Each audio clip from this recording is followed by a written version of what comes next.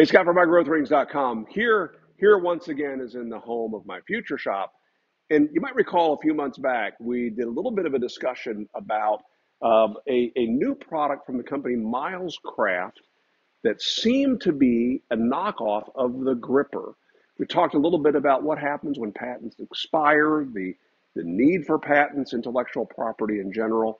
And I talked about how in a capitalist society, how it's important that we share our ideas so we can build upon those ideas, and how when a patent comes to the end of its life, people are wide open to copy those products. Now, ideally, when they copy them, they bring some new innovation to the party. That isn't always the case. And in the case of the, what do we call this thing? This is called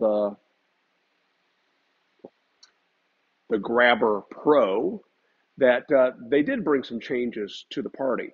Now, behind that, I happen to have a FastCap glue bot and the Bābe-Bo. I have one of these somewhere, couldn't find it, so I bought another one. And the other day, I'm walking through local woodworking store, and I see these two products. Yeah, two more products from Miles Craft that seem very, very similar to the glue bot and the Bābe-Bo. And I don't know, I had a weird reaction to that. And so I reached out to a buddy of mine, Paul Akers, the owner of FastCap, to see if he had an opinion on this topic. This is that very conversation. So I have with us a special guest, Mr. Paul Akers, who currently is sitting in Japan. Thank you very much for staying up late. I got up early to meet with you, and really appreciate that. Paul Akers, if you don't know, is the founder and president of FastCap. I'll let him tell you more, but FastCap, I know of FastCap as an innovative company that brings new products to market for the woodworking industry, and those of us who are woodworkers. Paul is an author of a number of books. He is the owner of a YouTube channel himself that has, I don't know, Paul, you're probably over 50,000, 60,000 subscribers now. A lot of people. And I remember seeing at one point like over 1,500 videos on your channel, and knowing full well you got a lot of videos you don't share. You shoot videos for your team internally. So great to have you here, and we have a very specific topic to speak about. I just gathered up a couple items here in my own house, not even in my shop. I always have your speed tape handy. Right. Always a tape measure from FastCap, because you never know when you need a pencil sharpener. That's right. and I hate to tell you, in the junk drawer, I keep some of your chisels, the pocket chisels, which are just super handy. They don't take up. Well, actually, looks like one of these is even a hone, but they take up so little space. And then when I need them, I have them. They're wonderful. Great story behind that product too. I want to hear it. Yeah, well, a guy brought me that product from Florida. He was a cabinet maker, and I just loved it. I think his name was Steve, if I recall. And after the product had started taking off and going really well, he got hit by a truck, and he was out of work, and the product really started to take off, and the royalty checks really sustained him through his rehabilitation. So it's a beautiful story, and I'm so happy it worked out well, both for him health-wise in the end, but also that the product idea actually helped him monetarily when he was down.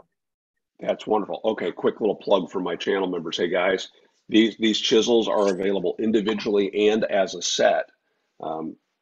Definitely would suggest you explore that. So part of what prompted this was I was walking through IWF, and I saw a product that I thought, oh, hey, Paul's got some of his product on display, only to find out, nope, it was a copy. And on my channel recently, we explored this product right here, which is a Miles Craft push block that definitely takes inspiration from the gripper, from Microjig. And so when I saw this product that looked so much like yours, the thought occurred to me to give you a call and for us to have this conversation. So can you tell me a little bit about your thoughts on, just the product life cycle? When a new product comes to market, how do you bring it to market? Where do your ideas come from? And then take us through maybe through the end of maybe some patent protection? Right. Well, first of all, our products, the story behind FastCap is I was a cabinet maker, for 20 years, and I came up with the FastCap. And when I took it to IWF and AWF, people heard the story. It became very successful after about 1 year. And people started coming to me and saying, Paul, I got an idea. And I realized at that moment that it wasn't just me. Everybody has a great idea. You have a great idea, Scott. Everybody's got a great idea. Whether or not that idea is marketable, not necessarily 100%, but at some point, I think somebody would always be able to come up with something that's marketable, but it might take 20 or 30 years like it took me. But the bottom line is we started taking our ideas from other people. And we did something very unorthodox, which everything I do in life is unorthodox. We started paying people a royalty and they had no patent. And we just wanted to honor their creativity. And that in itself took on a whole life of its own, because then everybody heard the story that we weren't ripping people off and that we were taking care of people. And then people just started inundating us with new ideas. And we got idea after idea after idea. And I always made it simple for people. Just send me a quick video on your phone. If I liked it, I have a group of beta testers. I send it to my beta testers, who are all cabinet makers, general contractors all over North America. And I just ask them to rate it a 1, 2, and a 3. If it's a 1, that means they want to buy it right now. They want to spend the money. If it's a 2, they think it's a good idea. And if it's a 3, don't waste your time. The bottom line is the only ones I'm really interested in is the ones. When people are willing to open your wallet, you've got something. A lot of people will appease you with the idea that, hey, it's a good idea, when they're not really spending the money on it, but they want to say nice things to you. So it's a good idea. That doesn't do it for me. When people want to open their wallet, we got a good idea. And so then we develop the product and we bring it to market, and we work directly with the inventor. We have them do videos, promotion videos, and we just want to keep it like a big family. And that's how we do everything. And it's just so much fun and so easy and so simple. And then you have manufacturing in Washington State. You also source things outside of the U.S. as Right. well. Right. Yes, you make it at the right place is basically what it boils down to. Right. Now, Well, we I have think, full-blown manufacturing. We do everything at FastCap. We do injection molding. We do printing. We do CNC machine work. We have a full-blown wood shop. You name it. We have every machine you could imagine. So we try to do as much as we can in-house, but certainly we outsource things as well. yeah. Now, I'm not sure if you can see this little logo well enough or not, but Mhm. that says DBC. And I noticed that's on a number of your products and on your website. What does that mean, DBC? Developed by a cabinet maker. That's our brand. People bring it to us. Developed by a carpenter. Developed by a cabinet maker. So people bring us their ideas, and we want to honor them. And you'll see in a lot of our products, the actual inventor will be there in the catalog, and the inventor will be on the videos. We let them pitch the product. We don't make it everything. Everything doesn't have to be all fancy and corporate, even though we're a great big company. We're in 40 countries. We do tens of millions of dollars of business. We're a big outfit. We don't care about being slick. We don't care about it at all. We're a family. And now, occasionally you do patent a product. I have a product Mm-hmm. here that you Mm-hmm. have or had a design patent Right. on. Right. Can you tell me a little bit about, what are the risks of either patenting or not patenting a product? Well, I've evolved in my opinion on that. When I first was invented my first product, the FastCap, and then the Laser Jam, and then product after product, I was all like everybody else, had to protect and run to the attorneys and spend $10,000, $20,000, and it was the biggest waste of money I ever spent in my entire life. I've spent millions of dollars on patents and defending patents. It was all a total waste. I wish I had all the money back. I would tell everyone, do not get a patent. What you need to do is get your product to market. Take all that money and spend it all on development and getting to market, and then innovating that product as it gets to market. So, for instance, a glue bot, that product is constantly changing. All the feedback we get from our customers, from our beta testers, we're constantly tweaking, changing, and improving. And that's where you should put all your money. Forget about the patents, unless you just got money that you want to blow and buy a nice boat for your attorney, or a car, or a new house, or vacation house. Get a patent. Other than that, forget about it. It's a waste of time. Okay. So let's stick on the glue bot for a minute, because you make this in a couple sizes. I actually don't have the mid size, and I went out and Right, bought the small one. But I've been right. using this model for years. I have several of them. Um,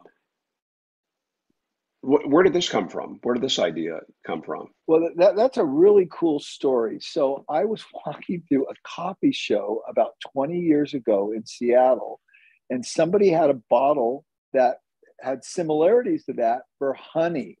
So the honey didn't drip. And I looked at it and, I cross pollinated that. And I said, God, if it worked for honey, why wouldn't it work for glue? And this is a funny story. And so I went to that guy and I said, look, and I want to buy 10 of your bottles. I think it's really cool. And he didn't want to play ball with me. He thought, no, I don't want to, I don't want to do it. I'm going, are you kidding me? I mean, I'm going to buy thousands and thousands of these bottles. So I went and made my own. But the only difference is I redesigned the whole thing. And then for 1 year, took it around to my distributors, Lewis and Company, EB and Bradley, and sat down in Denny's and sales offices and sales meetings and said, this is what I've got. What would you do? They kept changing it, tweaking it. Everybody contributed to this until we finally got a really good design. After 1 year, we started producing it. So that's how that product came to market. I know you've got here. This will show you how old one of my bottles is, right? Because now I don't think you put these in bags, do you? Are these inside No, the we product actually now? put This a was hole. We would have put a hole in it and put it on the front little the small retaining ring, the small yellow retaining ring, because so it doesn't get stuck inside like the competitor, like the knockoff one did. They put them inside. They got stuck inside oh, because we haven't we had talked that. about the We have knockoff yet. yeah, we had that same problem actually. Is they get kind of caught in there. So we said no, we're going to put them in a little bag, put them on the outside, and that's what we did. Okay, so you spilled the beans. We're talking about a knockoff, right? This Hmm. is a new to the market knockoff, and Right, I don't know. It's not in the sense it's not a clone. It's not like they took yours and reverse engineered it, making a copy of the mold or anything. It is different. So different, in fact. Here, I'll pull the lids off of these. Little subtle things that they save some money on, I guess. right, Yours on the bottom of your lid, you have a seal. They do not have a right, seal, right? right, And their lid is so much smaller than yours, it actually fits inside of yours. Now, this is the large one. right, The smaller one, the lids are actually interchangeable. But right. this is what prompted me to reach out to you. Was I saw this on display at IWF, and it you know I had this reaction. I told you in my email to your message to you that it was sort of visceral, and it didn't make sense because I don't own any part of FastCap, but Right, I feel a connection and a loyalty to the company that it really struck me as something that didn't need to happen. And then at right, retail, they're roughly the same price. So I don't right, right, exactly right. get why this one exists. But to your point, yeah, the lids are stuck here in the nozzle. I can't get them out. I'm going to have to get a clothes hanger or Uh, something. And I don't have any wire clothes hangers, Paul. I know, And then I there's stuff the like that small one. happens all the time, and people respond just the way you do. The second anybody ever knocks us off on anything, we have cabinet makers and carpenters around the world that contact me directly. My cell phone number's everywhere, and they just say, "Hey, Paul, someone's knocking you off," and I say, I appreciate that, and we do our due diligence the best we can. Again, do you feel differently about somebody if you had something that was covered under patent with them making something that infringes upon your patent versus, okay, your patent has now expired. They take some inspiration from that and they introduce like they did here with the grabber versus the gripper, where they really truly changed it. Do you have any personal opinion on the difference between those two Well, situations? they got to sleep with themselves at night, so I'm just going to let it stay at that. They got if that's the best they could do, then let them do what they're going to do. You know what I mean? I mean, I can't. I have fun innovating. I have fun collaborating with cabinet makers and contractors. And if their whole mo is to rip people off, then let them rip people off. I mean, that's their gig. They got to live with themselves. Wow. Now you're and I have some nozzles and parts from several of these that I own just in the one bag. You've got some product features that they don't have, some innovations and even more that I Oh, don't have. so many. So Oh, we have so so many. this That bottle is so over the top now. yeah, so this comes with it. This attaches to the nozzle. What does this thing do? that's basically gives you the bead right down the center of a 3/4 inch board. So you don't have to think about, wandering all over the place. So you got even squeeze out on both sides. Really nice. Just edge control. And you did a video on how to quickly modify this with hot Oh water yeah. to Yeah, fit yeah, yeah. different boards. You Yeah. can bend it any size you want. Thin boards, 1/2 inch board, drawer size, whatever you want to do. And it was nice that you included a ring with this, a pinky ring. What does that thing do, Paul? That's an adapter. There's those rollers out there that go on glue bottles, and if you want to roll glue on, you can put that on, and then you can actually adapt our glue bot to work with the rollers that are out there, and a And, host of and the other biscuit attachments. and the Yep, biscuit one that's also quite popular. absolutely, absolutely. So, again, I'm not here to shill for your product. In fact, you know what? I'm going to link to your product and to the other product in the video description. So, No but problem. I'm curious what other people think about this topic and look forward to the conversation that happens below in the comments. Anything Yeah. else you'd like to add before you head off to bed? No, just everyone has a good idea, and make sure you don't ever sell yourself short. But remember, as you develop an idea, the first idea is not necessarily the one you're going to get to market, but you just keep trying, like I did. It took me 20 years before I came up with a product that actually worked. And I have my shop is filled with all kinds of clever ideas that help me save time, but are not necessarily marketable. And something's marketable when you present it to someone and they say, I want to buy it right now. Hmm. I'm going to say one last thing. I'm not sure where this fits in. Maybe it doesn't fit in. One of the things you come up in conversation when I do sales training with my employer. One of the things I try to convey to salespeople is the importance of listening to their customer and Mm-hmm. listening for what we call the language of needs. Hearing somebody say something like, you know what, I really wish this had. Right. I've never met anybody like you, Paul, that is so in tune to that. And I remember, hearing conversations about how the pencil sharpener got added onto your That's tape right. measure. And the That's fact right. that you're opening to listen, you had money tied up in tooling, you already had a product on the market, and yet you incorporated such an innovative idea. Um, why are you like you are, Paul? Because What happened to you?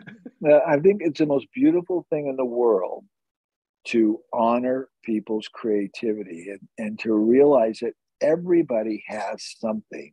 And I'm a very average person. People say you're not average. I am. I was a C&D student. I'm just a carpenter. I struggled in school. And when somebody finally gave me a little bit of accolade, a little bit of credit, I said, boy, that feels good. And all I'm doing is doing what someone did to me back to the world. And it's a beautiful way to live your life. And I have a very joyous life, and I have a very rich and full life as well. And it's all because I approach life with gratitude, and I want to help and elevate other people around me. And it's really just that simple. Well, I appreciate your attitude. I love your products and your company. Thank you so much for taking the time to talk about these things, and hope you make a great day. If you stuck around this far, you might be wondering, well, are these worth buying, or should I buy the FastCap version? That's also a very good question that I would like to answer. And so in our follow-up video, I'm going to answer your questions, comments, cheap shots from this video, from your comments below. And I'm going to put these to the test. Now, what tests are relevant to you? Good question. If you have a thought about that, put that in a comment below too, and perhaps we'll include that in the follow-up. I look forward to seeing how they perform. Make it a great day.